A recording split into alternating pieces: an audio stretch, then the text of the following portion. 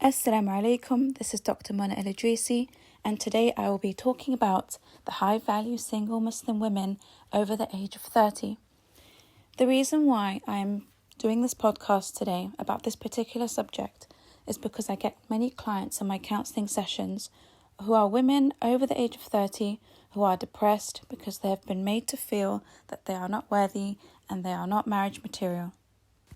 Unfortunately, in our Muslim communities, we are often taught that the younger you are and the prettier you are, the more you will be attractive to the high-value man, the high-value Muslim man. Now, who is the high-value Muslim man? According to many YouTubers, podcasters, and authors, the high-value Muslim man is someone who is successful financially, he's got his deen in check, he comes from a good family, and he's got a good status in society. Now, what people are saying is that these types of men will prioritize and marry the younger women in their 20s who are more likely to be fertile, who are more beautiful, and who have more youth. However, Islam teaches us differently, and Islam teaches us that a high-value man is a moral man, is a God-fearing man. However, and unfortunately, our Muslim societies place so much significance and importance on a man's wealth, his social status, and how good looking he is, and among all those other things. Whereas those who are moral may not necessarily be wealthy, may not necessarily be very good looking. However, they are the best of men, according to what Allah subhanahu wa ta'ala has described in the Quran, and according to what the Prophet Muhammad sallallahu alaihi wasallam has described in various hadiths about who are the best men, who are the moral men, who are the God-fearing men, and who are the men that women should be marrying. So as you can imagine, if you put yourself in the shoes of women who are in their 30s, 40s and 50s, who have either never been married before, or who have been married before they are divorced, or who are single mothers, or they're widowers, they had a husband who had passed away.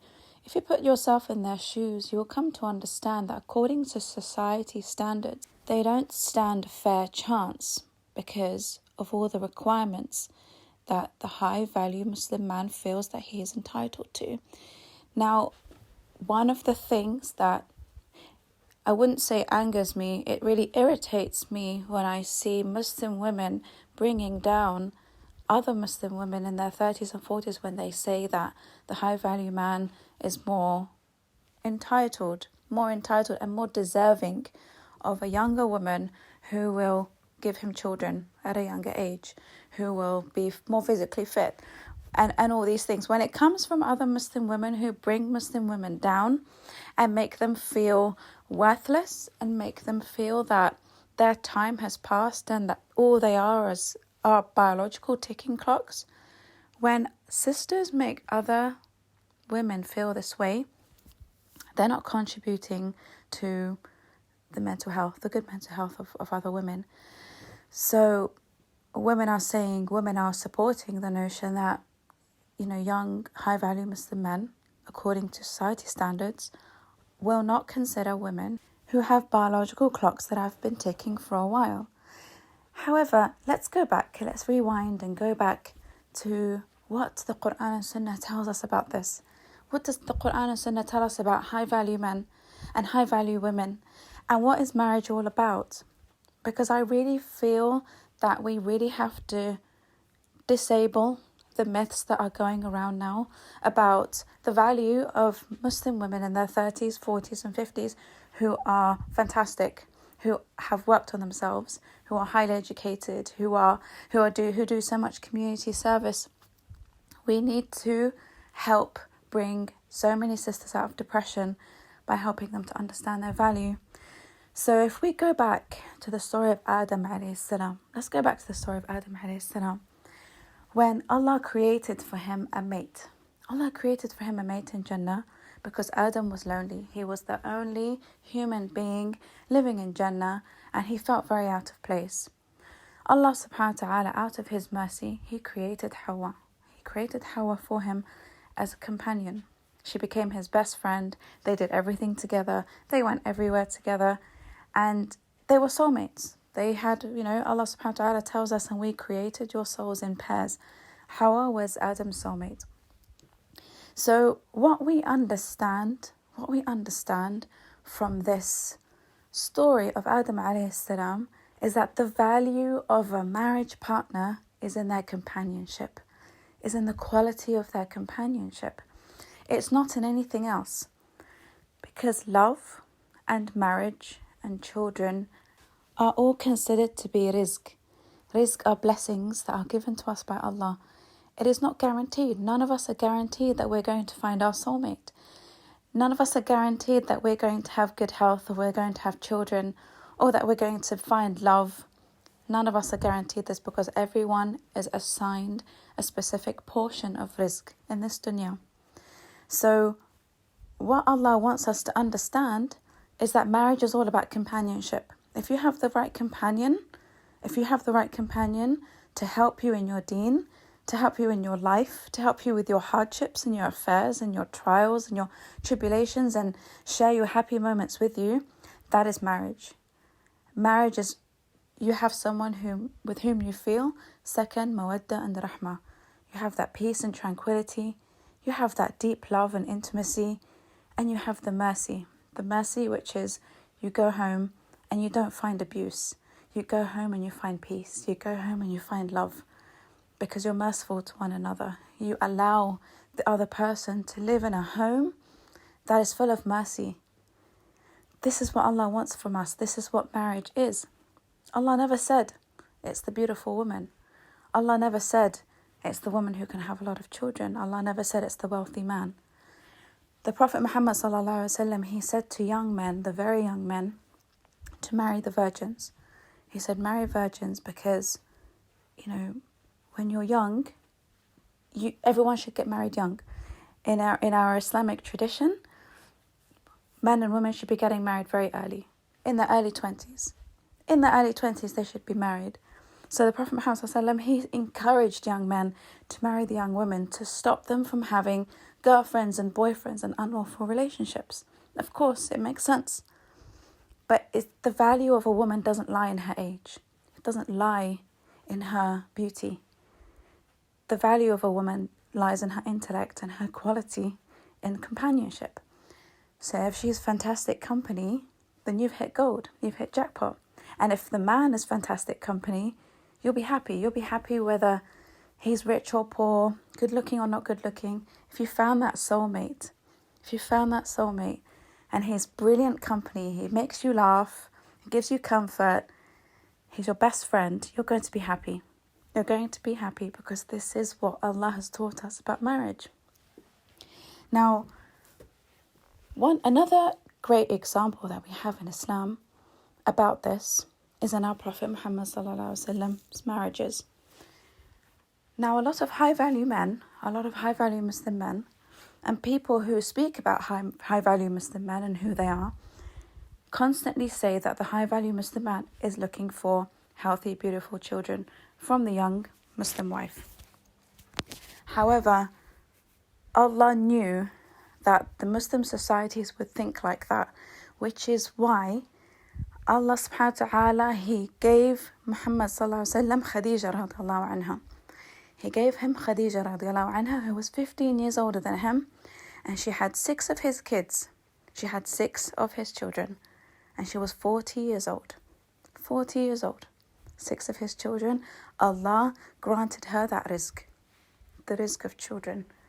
Just because you get married does not mean you're going to have children. And that was shown in the example of Aisha radiallahu anha. He married the virgin, the young, beautiful virgin woman who didn't bear him any children. None.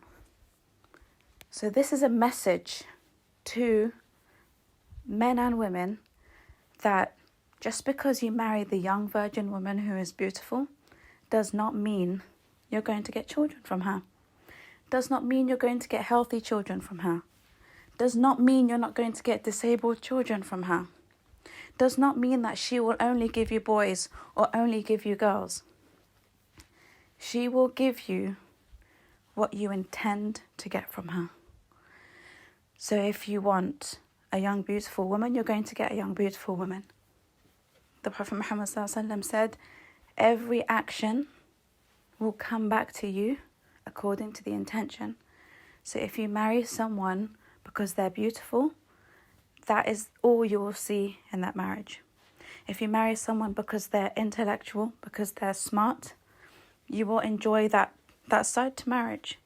If you marry someone because they're God-fearing, you will see that in every aspect of your marriage, because a God-fearing person is God-fearing in everything.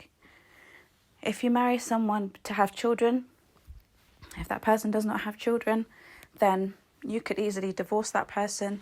As we see a lot in Sharia courts, a man will come to divorce his wife, or a woman will apply for khula because the man is unable to have children. Now, what does that say? That they're not good company for each other.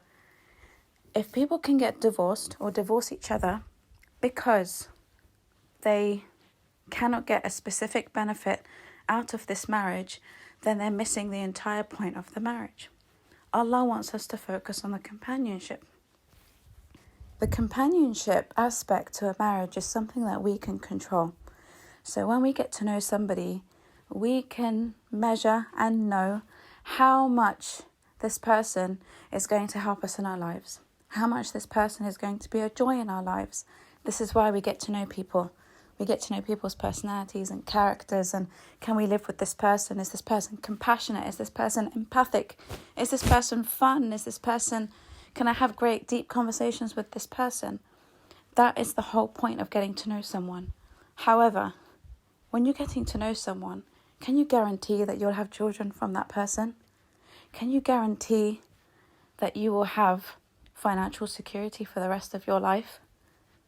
Can you guarantee that he will always or she will always be as good looking as the day you met them? Can you guarantee that they will always be healthy? That one day they won't have a car accident and something happens to them in hospital? And can you guarantee that? No, because this is risk. The outcome of risk is in Allah's hands. What's in our hands is to find that company. You find that peace, you find that tranquility, you find that best friend who is going to make marriage an absolute joy for you, regardless of whether you have children or not, whether you have money or not. There are definitely certain criteria. So if someone really, really wants to have children, you have to ask yourself, am I going to turn down someone, a woman in her 30s, 40s or 50s, because there's less of a chance of her having children, when I could marry someone much younger than her and have children who are going to make my life an absolute misery? How do you know those children are not going to make your life a misery? That they're not going to be a trial and a test for you? I see this all the time in my counselling sessions. People come to me depressed because they don't know how to raise their children. Their children are wild. Their children don't listen to what they say. Their children are into drugs. Their children are committing major sins. Their children have bad friends. And they're tearing their hair out about it. Because they were so desperate to have children, they ignored the companionship aspect to marriage. So instead of them enjoying marriage with their best friend, they are now fighting like cats and dogs in their homes over the children, who they are unable to control, unable to enjoy, because they so desperately wanted to have children. They wanted to show society that, there's nothing wrong with us. We had children. We don't have fertility problems. They had children straight away. People have children for many different reasons and many different intentions. But to get married for the sake of having children is not correct. It's a byproduct. It's something beautiful that could come out of a marriage when you're in the right marriage. If you're in the wrong marriage, I see a lot of single Muslim women in their 30s, 40s and 50s marrying anybody, marrying narcissists, because they're so desperate to be mothers. And then they end up becoming single mothers with absent fathers. Their children have absent fathers, and they didn't benefit anything. And those children turned rebellious, and those children in turn had personality disorders such as narcissism and codependency. What did you benefit? Nothing. You just brought on trials and hardships because you ignored what Allah subhanahu wa ta'ala told us when it comes to searching for a marriage partner. So unfortunately, we have a crisis on our hands at the moment with single Muslim women in this age bracket because of society standards. Not because of Islamic standards, because of the society. Men are neglecting women in this age bracket because of what society is telling them of as to what's valuable in a woman. Now, there are some men who may say that mature women in their 30s, 40s and 50s are difficult to marry because they have careers, because they're very independent. They could be feminist. They could be anything that may turn a man off. They are already established by that point and so independent that they don't want a man coming into their life, changing things around, and perhaps, having that leadership role or authoritarian role. They don't want men to have that place in their lives. However, this goes back to, again, the Quran and Sunnah, people not understanding the rights and roles of marriage partners within an Islamic context. I write about this in my book. If you want to know more about this, it's all about in my book, about how to create that balance in your homes and what types of men and women to marry. So that's, a lot of men do say that. They say that, women in this age bracket are difficult to marry because they're hard-headed and, they're so used to life on their own. They're so used to being on their own that it becomes difficult to get that woman to become the homemaker, to become the housewife that they would like. However, that's not to say that a woman in her 20s would be like that. Who's to say that a woman in her 20s will be that homemaker? It's actually the opposite now. Men are struggling more with women in their 20s, with all the freedoms that we're witnessing now in our societies. Men are struggling more with women in their 20s. And the evidence of this is shown in divorce statistics. So the majority of women who are being divorced are women in their 20s. And I did dig in deeper to find out what is going wrong with the women in their 20s of our generation. And these were some of the points that came up. So the women couldn't have kids. There are some women out there in their 20s, as I mentioned before, who cannot have children. And a man would have married her because she's young and beautiful so that he could have many children from her. He finds out that she has fertility problems.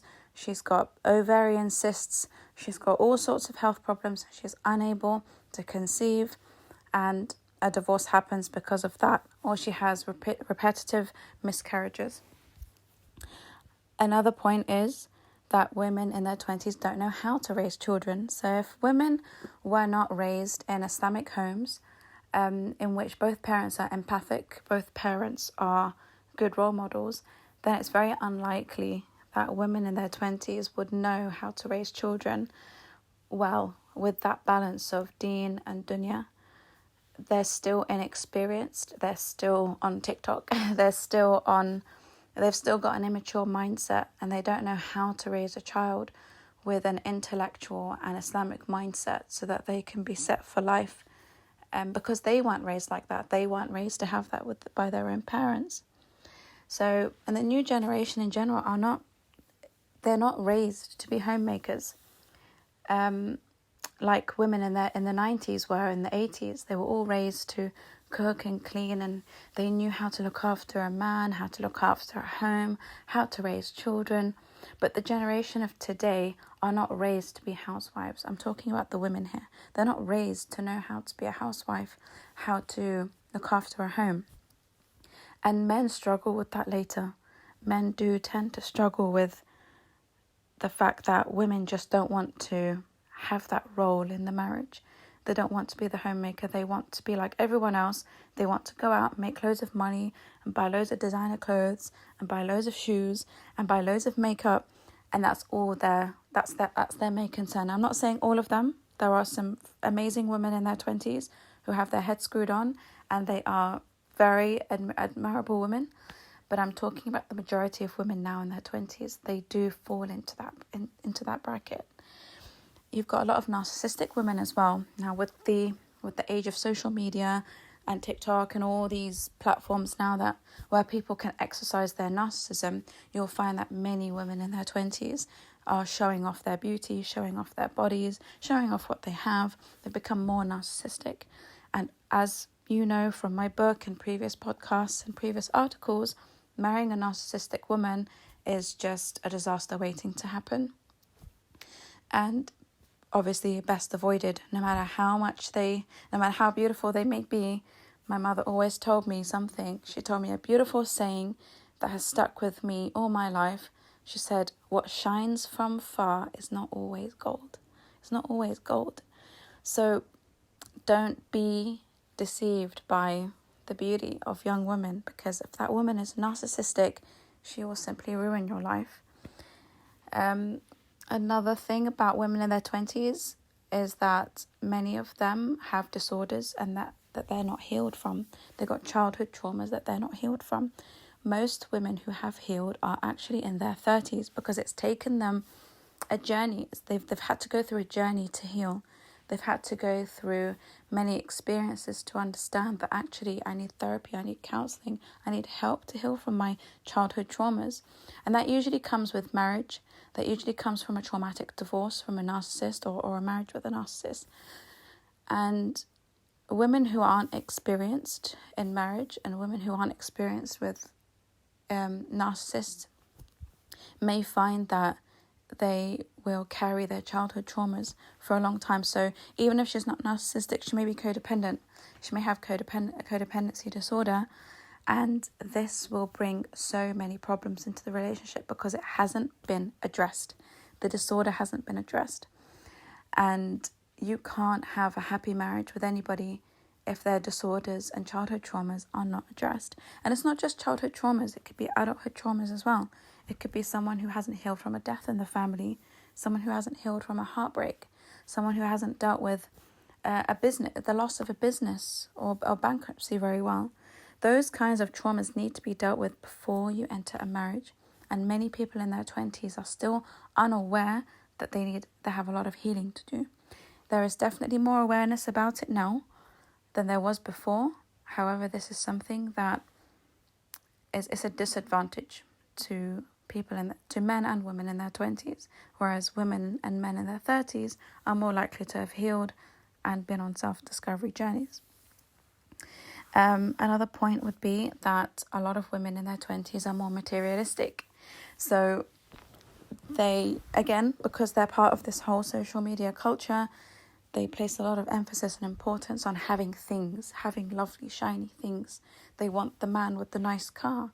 They want the man with the good looks. They want the narcissistic man because he comes with wealth and status and good looks.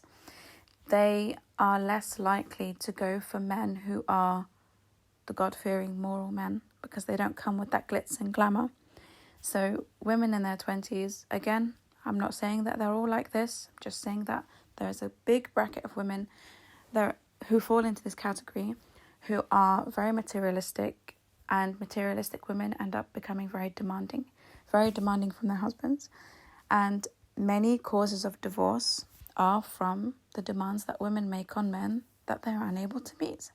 They're unable to afford the house that these women want. They're unable to afford the furniture and the luxury lifestyle and the holidays and the fancy restaurants and the fancy dates that they regularly want because they're constantly comparing their lives to other women on social media. This places a lot of pressure on their husbands who are trying to maintain a marriage. So this is another reason why a lot of marriages are breaking down amongst women in their 20s. They don't have enough life experience. These women don't have enough life experience. Many women who have healed are women who have been in a marriage with a narcissist, and they come out the other end knowing that I need to choose better. I don't want that glitzy glam life anymore. I just want a man who is good, who is moral, who is God-fearing, and she will be more compromising on the material aspect of life. She won't be as demanding as women in their 20s. So this is another disadvantage of women in their 20s. Another thing that I've noticed with women in their 20s is that they're becoming overly feminist, and they're putting their careers first. Husbands and children are not the priority. The priority is them and them getting far in life with their education, with their careers, and it doesn't matter if the home suffers. Women in their 20s don't have enough maturity to understand, in Islamic knowledge as well, to understand that the home always comes first, because the society that we live in now really places a lot of emphasis on being successful in your career, being successful in what you do. That is what gives people value and self-esteem. So if you do well in your job, if you're a high earner, then you will get applauded in society. You will get raised on a pedestal in society. You will get admired by people in society. But if you're just a homemaker or a housewife, then in some cases you're actually looked down upon. So women in their 20s are embracing this new era of feminism, and they want to climb that ladder. They want to buy their house. They want to do everything that they want to do, and in turn they become very intimidating to men. So if a woman is able to buy a house at 25, 26 because she's done well in her career and she's managed to get a mortgage and does whatever she does with her money, men can find that very intimidating, and women expect that the young men exceed what they do. So men constantly find that they're always in competition with young women in their careers, in their money, in their status, in everything. And it can be very exhausting for young men. And the other reason why women in their 20s are less likely to commit and understand the value of marriage is because they find that men who are well-intentioned, who want to speak to their walis, they feel that these men are rushing, and they freak out when a man wants to speak to their wali. And I've seen this happen a lot of times as well. The woman feels that she has so many options. She's so beautiful, she's so young. I can get whoever I want. Why do I have to settle for someone who wants to speak to my wali shortly after knowing me? So women are less likely to accept the Islamic way of doing things because they're constantly told, their egos are constantly being pumped by people who teach them that high-value men always want the young, beautiful women. So these women, they feel like they've got many options. If a guy comes along and he proposes, she will always feel that she can get better, she can get richer, because she's young and she's beautiful. She's harder to satisfy. If a man comes with a better offer, it's more likely that she will turn down a previous proposal to accept another one, because this is what society is feeding her, that her value lies in her youth and her beauty. And for this reason, you find men bending over backwards and working so hard to, pay such large dowries and pay for huge weddings and pay for this and pay for that, but just to get the young, beautiful woman to accept them. And this usually backfires on the man when he ends up having debts, when he ends up being not appreciated, when he ends up being abandoned by these women for men who they consider to be better. And again, if you have listened to my previous podcasts, many of these women are narcissistic. Many of these women come from narcissistic Muslim families who believe that their daughters deserve the best. And so there's high competition for women who are young and beautiful. But like I said, there is no guarantee that this marriage or the benefits that men anticipate to receive from these marriages are going to make them happy. Yes, they may get a beautiful wife, but wait until you see her ugly side. Wait until you see the narcissism rear its horns. Wait until you see the day she disrespects you. All that beauty will disappear. All that youth will disappear. Because all a man wants and needs at the end of the day is a woman who will comfort him and respect him, admire him, look up to him, allow him to be a leader and a provider and thrive in those roles. That's what makes a man happy. He wants peace of mind.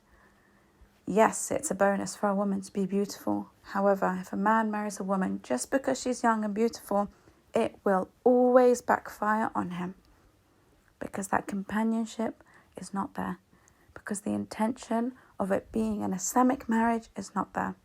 And when you have an intention of it being an Islamic marriage, then you will choose a woman according to the criteria of the Prophet Muhammad ﷺ. He said a woman can be married for 4 reasons. Men usually marry for 4 reasons. He will marry a woman for her beauty, a woman for her money, a woman for her lineage and social status, and a woman for her deen.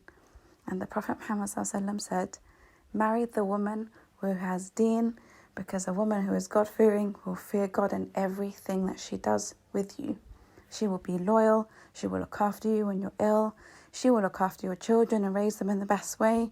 She will be your comfort. She will do everything. She'll be your best friend. She will fear God in everything. She won't talk badly about you behind your back. She'll be peaceful. She won't be demanding. She won't be outrageous. She won't be narcissistic. That's what it means. That's what the hadith means. And the same applies to men. So the same hadith is also applicable on men. So women also marry men for money, social status, good looks. But marry the man who has deen, because the man who has deen and is God-fearing will treat you in the best way. Now notice that the Prophet Muhammad ﷺ, he didn't mention love. He didn't mention love. Because to marry someone for love isn't a valid reason. Love comes after marriage. The mawaddah comes after marriage. You don't know what love is until you've lived with someone, until you've seen that person stand by you and support you and be loyal to you and have your children and raise your children and be there for you when you're sick. That's love. The love that people assume that is love is infatuation before marriage. You just fall in love with people. You fall in love and that's the infatuation. So the Prophet Muhammad ﷺ taught us that you can't marry for love because it's infatuation. If you haven't lived with that person, your love hasn't been tested. Your loyalty hasn't been tested. People fall in love, men in particular, fall in love. They actually love a woman after they've seen how she treats him, within the context of actually living with her and testing her loyalty and testing, her resilience and strength when he's needed it. So he didn't mention love as a reason, because infatuation, to actually marry someone because you're so infatuated with them, is dangerous. It's dangerous. And for this reason, Prophet Muhammad ﷺ said, try your best to avoid marrying for any other reason apart from deen. This is what made Khadija radiallahu anha so special, because she had all four traits. She had beauty, she had deen, she had social status, and she had money. This is what made her exceptional. An exceptional Muslim woman is a woman who has all four traits, or at least two, at least one. If she's got deen, she's got everything. But if she has the others too, that's a huge bonus. It doesn't matter what her age is. She could be 30, in her 30s, 40s, 50s, 60s. Khadija radiallahu anha was 40, he was 25. Because she possessed those traits, she became a high-value woman. She became a very high-value woman. So this is how we know what a high-value woman is in Islam. It's a woman who possesses deen plus at least one of the other three traits: beauty, money, social status. Now, usually men would prefer the beauty. So if she has deen and beauty, a man's a lucky man. He's hit the jackpot. Most men don't care if a woman has money or not. If she's from a high social status or not. But it makes her more special. That's what made Khadija radiallahu anha so special. So if a woman has deen and beauty, it doesn't matter what age she is. She's going to be the best partner for you. The best partner. Because you can't guarantee the outcome of that marriage. You can't guarantee if you'll have children or not. You can't guarantee anything apart from the fact that this woman is God-fearing and she's beautiful. And that's all you're going to need. That's all you're going to need. That is the high-value woman that the Prophet Muhammad ﷺ speaks of. And this is the high-value woman that Allah elevated. She is going to be she's the first woman to have the status of queen in Jannah, because she was so special. Doesn't matter if she's young or beautiful, if she doesn't have deen, if she's not that great companion. So we really need to shift this mindset of women being put down in their 30s, 40s and 50s because they've never been married or they're struggling to get married, because the men have the mindset that they are deserving of the young, beautiful women. It's you who's missing out. It's those men who are missing out on having the best marriages and the best wives because of this mentality that's dragging them down. This mentality is dragging men down. You're unable to experience a beautiful marriage because you're sucked into that society mindset, which is, I have money, I'm doing well in my career, I'm good looking, I deserve someone who's young and beautiful. That's it. Okay, how's that worked out for you? Look at our society, it's completely broken. Look at our society's divorce has been so high. It's the highest it's ever been. Why? Because people do not understand who high-value Muslim men are and who high-value Muslim women are. They don't understand. No one goes back to the Quran and Sunnah to find out. We're listening to all these ridiculous podcasters, ridiculous YouTubers who tell us what a high-value man is and what a high-value woman is. Who are they to tell us that? Who are you? Who are you to say that that's what it is, or that's who he or she is? Who are you? You don't know. The best people to have taught us about this were the prophets. Allah subhanahu wa ta'ala taught us. We don't need podcasters and YouTubers to tell us who they think are high-value men and women. Unfortunately, many single Muslim women over the age of 30 have been repetitively told that if they were to get married, then they would often have to settle for men who are already married and who are looking for polygynous relationships. Now, if women in their 30s, 40s and 50s have their own homes, then unfortunately they are often approached by men for misyar marriages, mut'a marriages and urfi marriages, which are marriages that are often secret, they're often conducted in secret, or they are marriages in which the woman stays in her house and the man will visit whenever he can because he has other commitments, he's got another wife or two, he's got other children, and he's unable to give this other woman 100% of his time in a marriage. So women are repetitively told this, that, if you've missed your train, then these are the types of men who you may need to settle for because you are no longer considered to be high value. You are no longer considered to be in high demand. And this is so wrong. This is so wrong because even if, let's just say, for example, that a woman did accept to be in this situation, 99% of the time, the men who are involved in these types of relationships are misogynistic and they are in it for lust. They are in it for the fulfillment of their physical and sexual needs. And so it's convenient for them. It's convenient for them when a woman has her own home and independence. It's convenient when a woman accepts to be a secret second or third wife.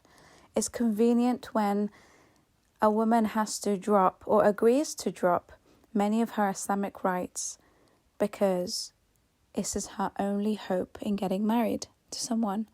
This is the only hope that she has in having someone accept her as a single mother or as a woman in her 40s who's never been married before, or who's widowed or divorced, because she doesn't believe that younger men would be interested in her and high-value men would be interested in her. And so I often see, and it's really sad to see, that there are some really high-value Muslim women who crave the companionship of men, of a husband, and they are unfortunately settling for these terrible situations because they don't have hope, because they are brainwashed by society to believe that their value lies in their beauty, in their youth. And it's terrible. It's absolutely terrible. Because these women are deserving of amazing men. So, and another reason is that another thing that women are settling for as well are men who have no jobs, men who don't have work at all, men who are living off the council, men who don't have jobs or stable jobs.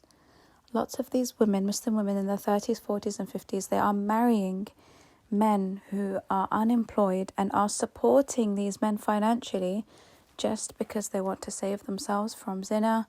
They want the companionship, they want love, they want romance. And so they are agreeing to financially provide for these men when in their 20s they would never have accepted that. So if you can see the toxic mentality that people have, which is tying their self-esteem and tying their value to to their youth and their 20s, and by the time they hit their 30s and 40s, because they haven't met that high value man whom they deem to be high value, financially successful, young, good looking, then they will settle for men who they never would have considered before. And settling for men like this, men who are unemployed, men who are lazy, only encourages them to be more lazy. That's why narcissistic men, narcissistic, misogynistic men, they target high-value Muslim women.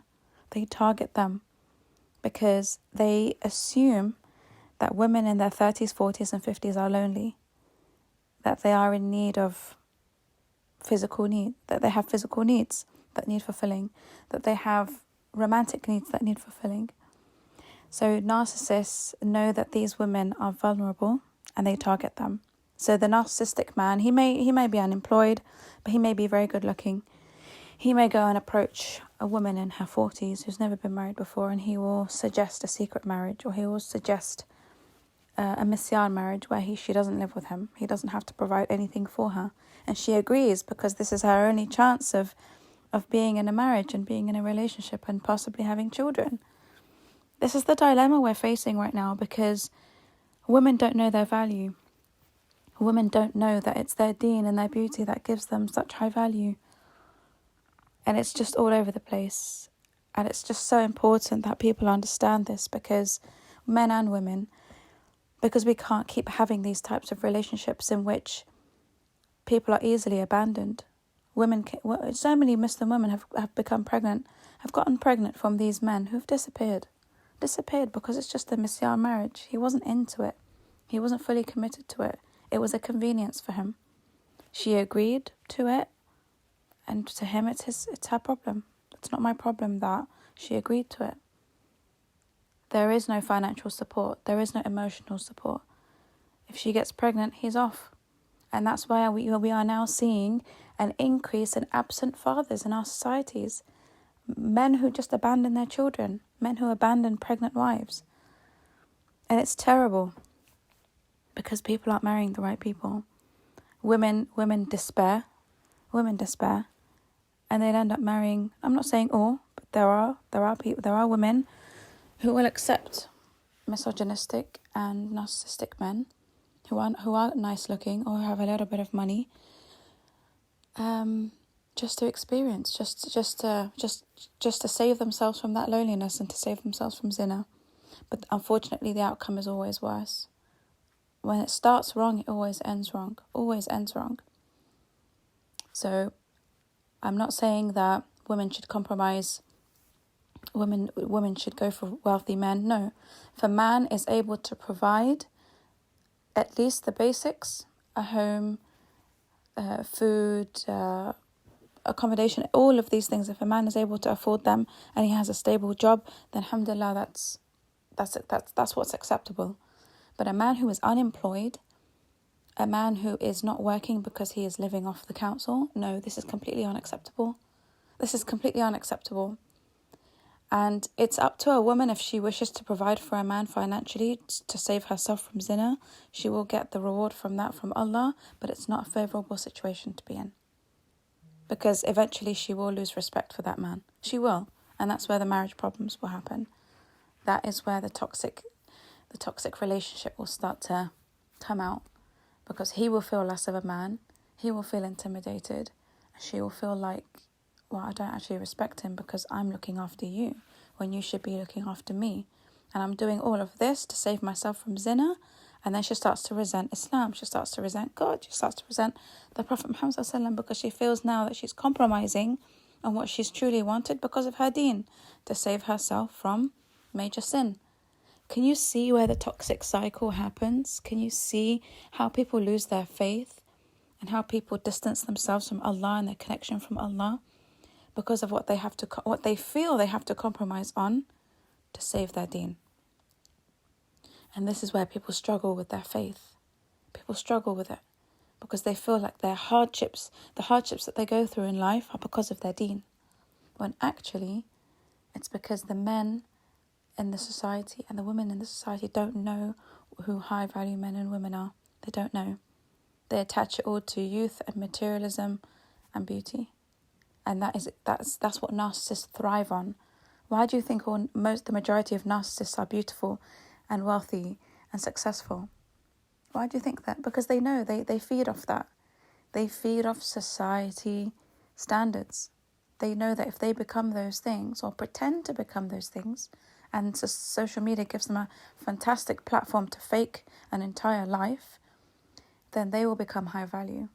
When actually Allah subhanahu wa ta'ala told us that none of these give us value. None of these give us value. But we're not listening. We're not following the Quran and Sunnah. And the Prophet Muhammad ﷺ said that when we don't follow the Quran and Sunnah, everything in our life will become destroyed, dismantled. And we're seeing that now. Everything is upside down right now because people aren't following the Quran and Sunnah. Women are telling each other that, sorry, but you've missed the train. Sorry, but you have to accept, don't think that you can get a young man in his 20s or 30s who's successful because you're a single mother with 4 children. Women are telling each other this, and it's toxic. It's really toxic. Because I've seen it myself where women have married younger men who value them, and women have been single mothers. And the men have been happy to take on their children because that woman has become his best friend. It's, there's nothing is set in stone. It doesn't matter if a man is younger, it doesn't matter if a man is older, it doesn't matter if a woman's wealthier or he's wealthier. At the end of the day, if a woman is God-fearing and if a man is God-fearing, then, and when I say God-fearing, I mean God-fearing properly. Not God-fearing in some things and not God-fearing in others. Not the type who cherry-pick what to be God-fearing in and not. No, I'm talking about someone who is so moral that they don't want to harm anybody. It applies to everybody.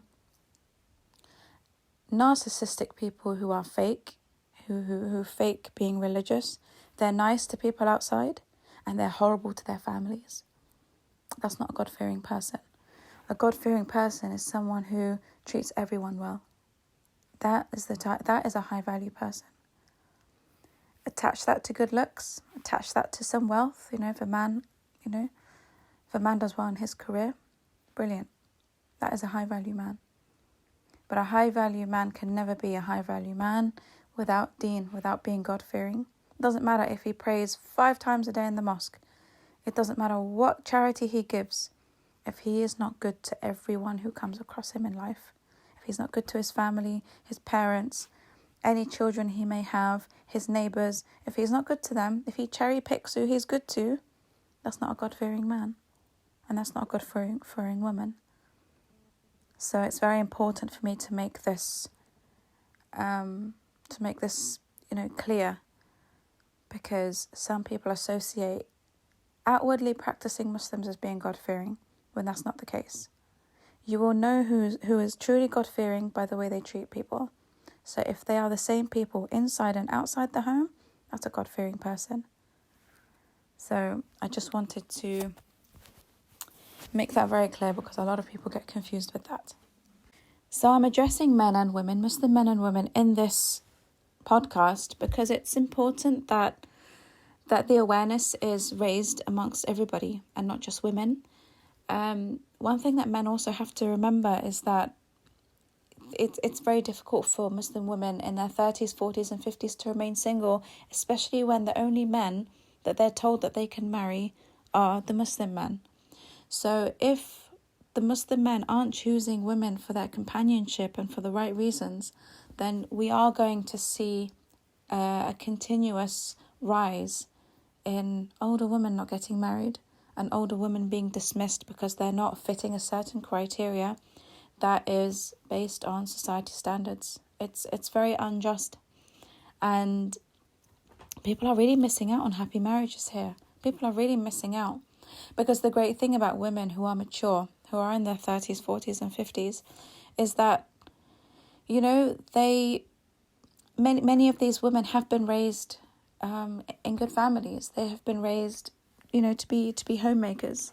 These are women who, were born in the 80s and 90s and they have the abilities. They have the ability to raise a family They were raised with that mindset. Back in that generation, the mindset was completely different.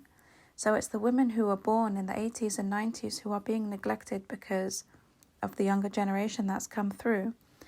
Another thing as well about this is a scientific fact that women in their 30s, 40s and 50s are also more sexually mature. They're more sexually mature than the younger women. And they value intimacy more than young women do.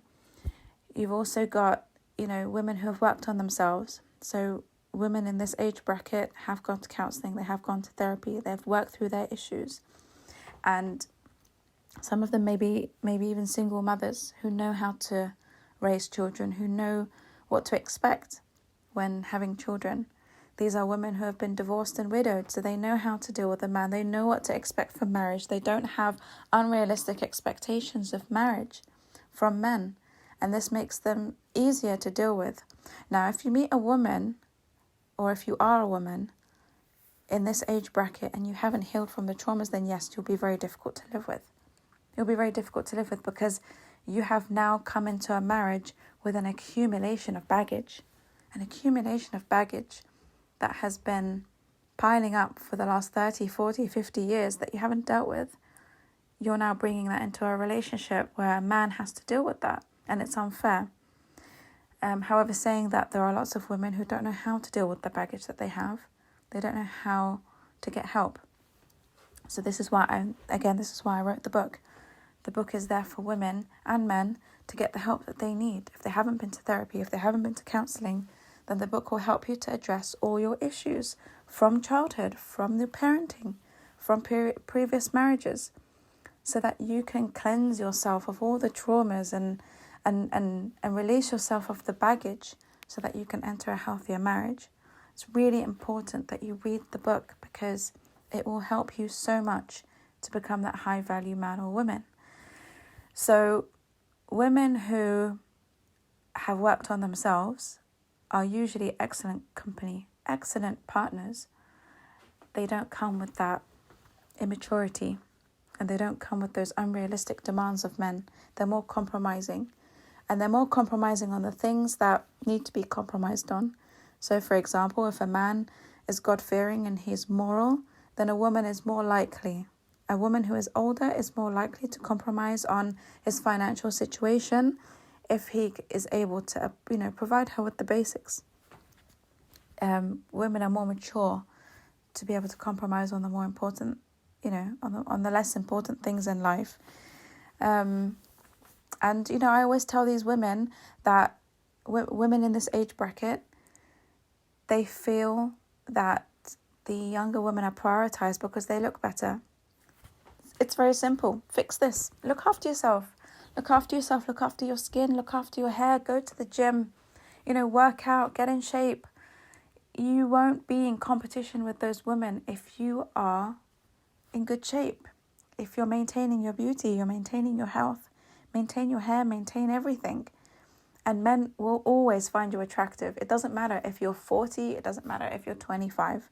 If you are attractive and you are in shape and you're going to the gym and you're eating well, you're eating healthy food, men will find you attractive. Men may find you more attractive than women in their 20s if you're looking after yourself. Looking after yourself is so important. And I stress on this with women who have children as well.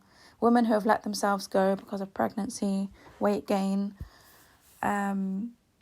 maybe women who have given up on finding a husband because, they just don't believe that high value men will want them. So they let themselves go. They gain the weight. Don't do that. Because you will always have an advantage over women, younger women who don't have deen but have only beauty. If you have deen and you have beauty and you're in your 30s, 40s and 50s, you are a catch. You will be a catch even if you are a single mother. I know women personally who have four and five children, single mothers, and they're stunning. They go to the gym, they work out, they're healthy. They always do their makeup nicely, they do their hair nicely, and they're attractive. Men find them attractive. Men will compromise on them having 4 and 5 children because they're so attractive. That's what men are very simple creatures. If you have deen, if you have respect, if you give that man the space to be the leader without him being, obviously, and we're not talking about narcissistic men here who are power hungry. No, we're talking about men who are good Muslims, practicing Muslims, who know their roles and duties in life and in marriage. All they want is a God-fearing woman who's really attractive. If you can balance those two, you're a winner. It doesn't matter what age you are. I've seen women in their 50s who are beautiful, and younger men are falling over their feet trying to win them over. I see it all the time. So don't get yourselves down. Don't let people get you down. Don't let people get you down about, oh my God, my biological clock is ticking. Who's going to want me now? I can't have children. I don't want to be old and have children. Don't bring yourself down like that, because Allah subhanahu wa ta'ala did not tell you to do that. He did not tell you to get into that mindset if you're not married in your 30s, 40s and 50s. You just have to be the best version of yourself. You have to. Enjoy your life, enjoy your freedoms, enjoy your friends and your family, enjoy your relationships, enjoy your career, enjoy your money, enjoy your hobbies. Enjoy everything and look after yourself. You will attract the best men who will value what you have. You'll attract narcissists as well, because narcissists love trophy wives. Oh, they'll do that all the time. But I'm talking about high-value men who are God-fearing and they want someone beautiful. They want that attractive woman. A lot of God-fearing men end up settling for the younger women who are beautiful and have no deen just because they want someone attractive. I see it all the time. Men tell me that they're good men, they're practicing Muslims, and they say that the women that they're interested in, the Muslim women who are practicing and God-fearing, don't take care of themselves. They're not attractive, they're overweight, their skin is bad. They don't go to the gym, they're out of shape. And so they feel like they have to go for the younger women to get someone attractive. That's what men want. Men value physical attractiveness more than women do. So if you can balance those two out, become as attractive as you can possibly be, and maintain your deen and maintain your life, you will get those good men. Because even good men want good-looking women. It's a lot of men don't say that. They won't admit that so that they don't come across as being shallow, because they're known to be practicing Muslims. They don't want to be shallow, but deep down, that's what men want. They just want someone so beautiful or so attractive to them. You don't have to be a supermodel. You just have to be attractive to that man. And you have the main quality of deen. And he's happy. So don't let anyone tell you that because you're 40, you've missed that train. It's a load of rubbish. It's not true. I've seen women in their 40s and 50s who found the love of their life. The love of their life, they found them at that age. And they're happy, and some of them had children, and those who didn't, don't care. They don't care that they had children or not. They just really enjoy the company of that high-value man who appreciated the way that they're God-fearing, who appreciated their company, who appreciated the beauty that they maintained. They're out there. Those men are out there. And those women are out there. Just because you haven't found the love of your life, you haven't found your soulmate in your 20s, doesn't mean you never will. You just have to know how to attract that high-value man who's God-fearing and wants a woman who's attractive. It's very simple. So it's better for you to find that man in your 40s and not have any kids at all, because let's just say, it's difficult for you to get pregnant by that age, or you fear getting pregnant, or whatever it is that, that's concerning children. It's better for you to just be with someone who you can love so deeply and enjoy your life with and enjoy your deen with and enjoy that journey with in life than to have children. Don't worry about all that. I'm telling you, there are women who are very young and they've got disabled children. Women who are young who have got rebellious children. Doesn't mean that they're happy. Yes, they've got their children, but are they happy? No. Not everyone is blessed with good children. Al-Hidayah, guidance, is from Allah. That blessing is from Allah. You can raise your children in the best way possible, but it's up to Allah how they turn out. The outcome is not in your hands. The outcome is not in your hands, because you can't control who their friends are going to be when they're older. You can't control who they fall in love with later, who will corrupt them later. Will your son, who is such a good man, will he fall in love with a narcissistic woman who will ruin his life? You don't have control over the outcome. So you have to let it go. If Allah blesses you with good children, then it's a rizq.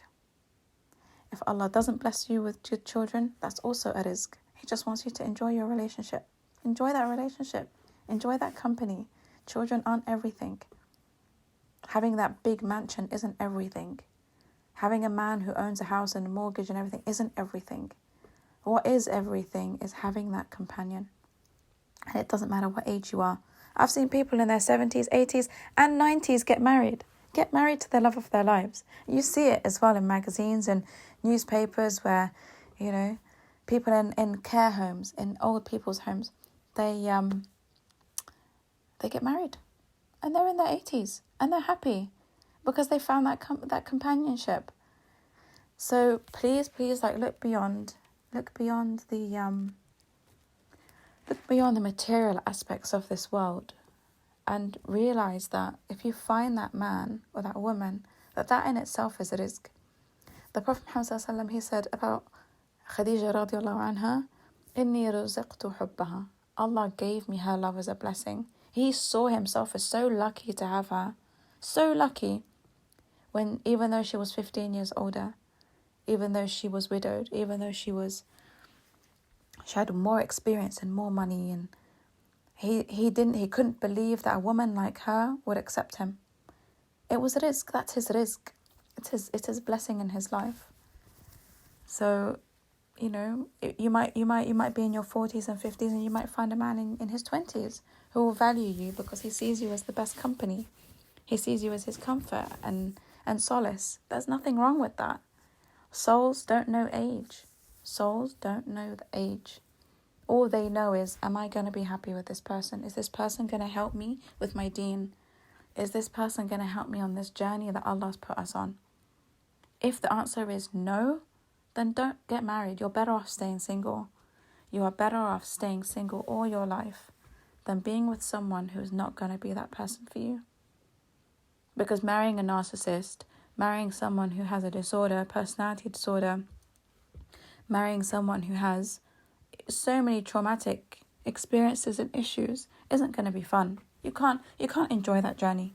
You can't enjoy that spiritual journey, the physical journey, the emotional journey. It's just all chaos. And again, the evidence of this is all in the divorce statistics right now. People are marrying the wrong people. We are seeing divorce at crazy rates. People are marrying the wrong people and with the wrong intentions. So it's better to stay single than to raise children in toxic homes. Better to stay single than you come out with mental health disorders that you find really difficult to move on from. Because I get clients all the time who find it so difficult to move on from their traumatic experiences as a result of marrying the wrong person. As a result of being so desperate to have children, they settle for anybody. As a result of them marrying just the completely wrong people just to experience marriage. You will always experience the wrong type of marriage when you do that. So wait, turn into that high-value man, turn into that high-value woman. And even if you're a man in your 30s and 40s and 50s and you're not married, again, work on yourself. Work on yourself. High-value women, have the joint combination of being God-fearing and being good, and looking after yourself. And if you have money, that's a bonus. It's a bonus. It's not a necessity. If you have a good career, if you're able to provide a good life for your wife, then that's obviously a bonus. And no one's going to say no to that. It's just in your favor. You become more appealing that way. But to have a joint combination of being God-fearing in every aspect of your life and in your dealing with other people and in the dealing of a woman, and being in shape, you're a winner. You're a winner and she's a winner, because this is what the Prophet Muhammad, he told us to do. This is what he told us to do. And if we don't follow that advice, then we're going to end up listening to the misleading advice of YouTubers, unfortunately many of them Muslim, many of them practicing Muslims who are saying this, that high value men are entitled to have the young beautiful woman, without looking further into it, without realizing that Aisha radiallahu anha was a very high value woman, but Allah did not give her children. So it's Allah's message to you to say that just because you find a young beautiful woman does not mean you will have a good life. It does not mean you have children. It does not mean that you will get everything you want from that person. It's up to Allah what He gives you from that person. It's up to Allah. And He gave us the example of Khadija radiallahu anha to emphasize on the companionship. All the hadiths about Khadija radiallahu anha are all about what an amazing companion she was. The amazing best friend, how she was his solace, his comfort. She was where he would go to find it. That you don't find the accounts of a sexual nature or a lustful nature about her. That's something that comes within a marriage standard. But what he looked for, what he valued so much in her, was her company, was her love. And that's what made her so special to the Prophet Muhammad sallallahu alaihi wasallam. He was the best man to walk on this earth, and he is meant to be our role model. So it's just a reminder. It's just an Islamic reminder, so that people don't get themselves down about it. You know, our brothers and sisters should not be getting down about it. If you're not married, if you're unmarried in your 30s, 40s and 50s, don't worry about it. It's a rizq. Allah has not blessed you with that yet. It doesn't mean that your time is gone because you're no longer 20. It just means that it hasn't come yet because you don't know what to value. You don't know what to look for in someone. You don't know what kind of person you should be marrying. When it's very simple in Islam as to what we need to be doing. So, you know, a woman, another thing is that, you know, if a woman is divorced or widowed, she will appreciate a good man. A man will find that he's more appreciated. If you do things that her ex-husband never did for her, if you treat her in a way that her ex-husband never treated her, she's going to appreciate you. She's going to love you more. She's going to value you more. Sometimes we don't know the joy of a sweet apple until we taste the bitter one. That's just human nature. It's human nature. We don't know. We don't know what is beautiful and what's valuable and what we need to appreciate until we've gone through such a hardship. And Allah puts us through hardships so that when He does finally send us someone who is of a high value, we appreciate. Because a lot of people, they do get those high value men and women in their lives and they treat them like rubbish. They don't appreciate them. And these are men and women who really go out of their way to make them happy. But no matter what you do to make them happy, they're never happy because they don't appreciate, they don't understand the difference. But women who have been divorced, who come out of narcissistic marriages and abuse, will always appreciate a good man. And it's in his favour. It's in his favour that he's appreciated.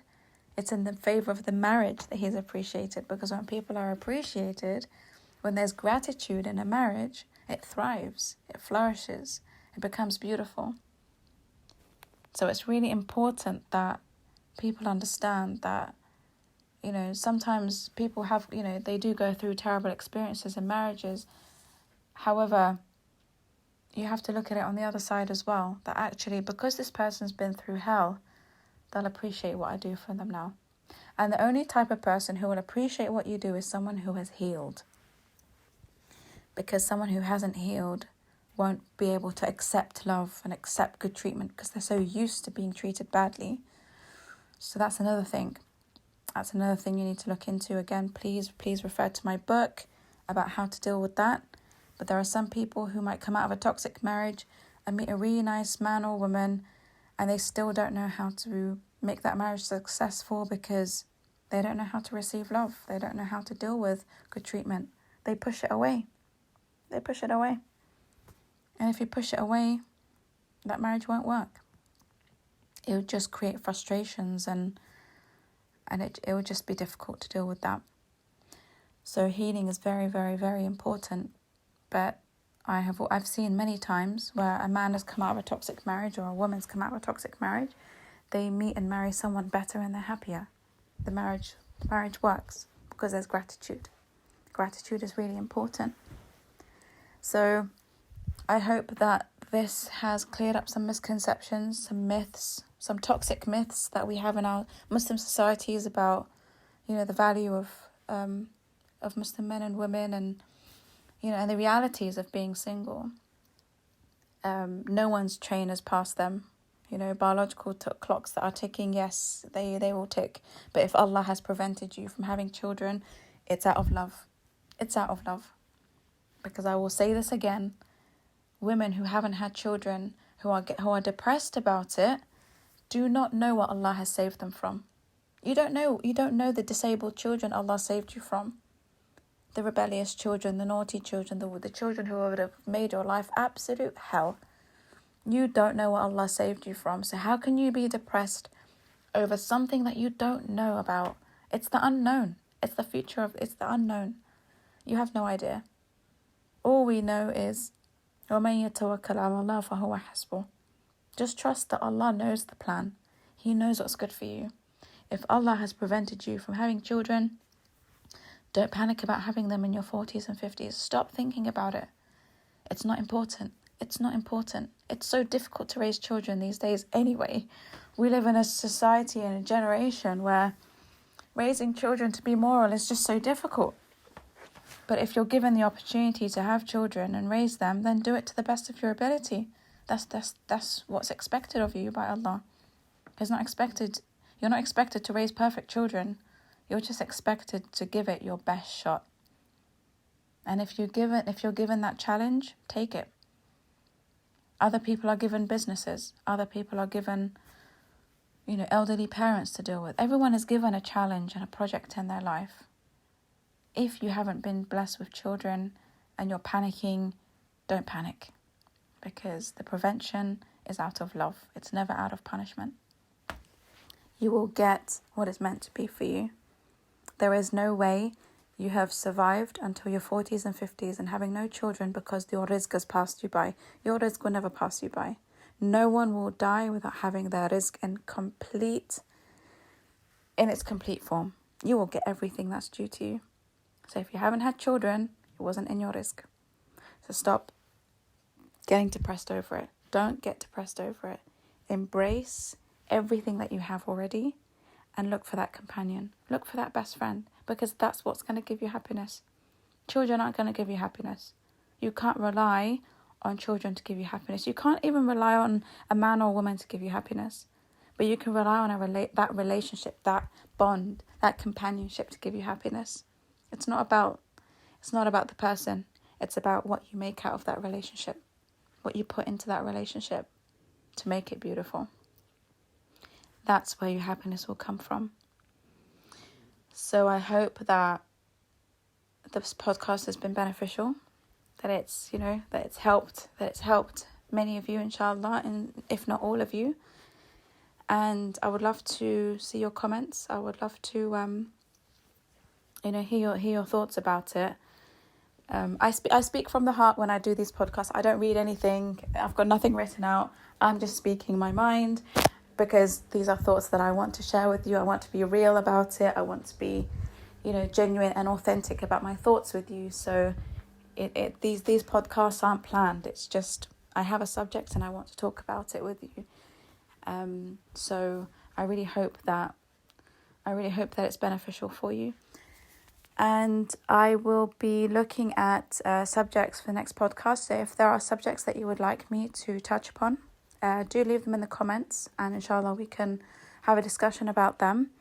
Please share this podcast with other people, Muslim men and women who you feel, who may really benefit from it. Because at the end of the day, all the work that I do is to improve your mental health, is to give you clarity, is to help shine an Islamic perspective on all of these social issues that we are facing. And inshallah, it will have a domino effect on other people, and people's mindsets will start changing, and people will just become happier in general, inshallah, and more content with their lives and everything that's happened to them. At the end of the day, we're all going through a journey. We're all here to help each other. And until the next podcast, inshallah, assalamu alaikum wa rahmatullahi wa barakatuh.